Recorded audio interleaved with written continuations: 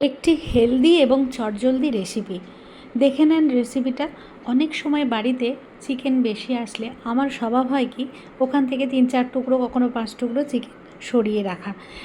সেটা ভাবি যে যদি কখনো বাজার করতে যেতে না পারি বা হাতের কাছে কিছু না থাকে তাহলে ওই তুলে রাখা চিকেন দিয়ে কিছু একটা চটজলদি বানিয়ে নেবো। যেই ভাবা সেই কাজ, এবং সেই ভাবনা থেকেই আমার আজকের এই রেসিপিটির নাম কুলেখাড়া চিকেন।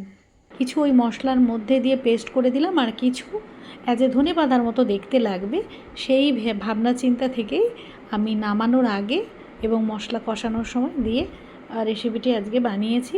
যারা ঝাল খেতে পছন্দ করেন তারা এখানে কাঁচা লঙ্কা, পাকা লঙ্কা বেটে দিয়ে দিতে পারেন, সমস্যা নেই। তো বন্ধুরা, অবশ্যই আপনারা একবার বানাবেন, বানিয়ে আমাকে নাম্বারটা দিয়ে যাবেন আমার কমেন্ট বক্সে। আর কেমন হলো আমি জানি, আমার থেকে আপনারা ভালো রান্না করবেন। তো বললাম ওই যে হেলদি রেসিপি, পেঁপে রয়েছে, কুলেখাড়া রয়েছে এবং মশলা জাস্ট ছোটো সাইজের 2টো পেঁয়াজ, 3-4 কোয়া রসুন, এটুকুই ছিল, আর কিছু কিন্তুই ছিল না মশলার মধ্যে। তো এভাবেই বানিয়ে ফেলুন কুলেখাড়া চিকেন। ধন্যবাদ।